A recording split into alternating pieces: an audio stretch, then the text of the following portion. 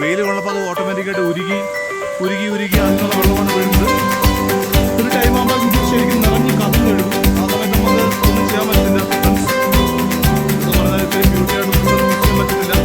ഇത് യൂറോപ്പോ അമേരിക്കയോ ഒരു സ്ഥലമല്ല, നമ്മുടെ ഇന്ത്യ തന്നെയാണ്. ഇന്ത്യയിൽ ഹിമാചൽ പ്രദേശാണ്. ഹിമാചൽ എന്ന് പറഞ്ഞാൽ വളരെ ബ്യൂട്ടിഫുൾ പ്ലേസാണ്. നമ്മുടെ മഞ്ഞ് മല ഹിമാചൽ പ്രദേശ് എന്ന് പറയുന്നത് തന്നെ ഒരുപാട് പർവ്വതങ്ങളുള്ള ഒരു സ്ഥലമാണ്. അതാണ് ഹിമാചൽ പ്രദേശ് എന്ന് പറയുന്നത്. ഇവിടെ ഫുള്ള് ടൂറിസ്റ്റാണ്. ഇങ്ങനെയുള്ള മഞ്ഞും സ്നോഫോളും. 2 ദിവസം മുന്നേ ഇവിടെ സ്നോഫോൾ വേണം, അത് കാണാൻ നമുക്ക് ഭാഗ്യം ഉണ്ടായില്ല. നമ്മൾ നാളെ വേറെ സ്ഥലത്ത് പോകും. പറയാൻ പറ്റത്തില്ല എന്താണെന്ന്, മഞ്ഞ് വീഴോ ഇല്ല എന്നുള്ളത്. മഞ്ഞ് വീഴും, സൂചനകളുണ്ട്. ഇത് പറയുന്നത് ഇന്നോ നാളെ മഞ്ഞ് വീഴുമെന്നാണ് കാലാവസ്ഥ നിരീക്ഷകർ പറയുന്നത്.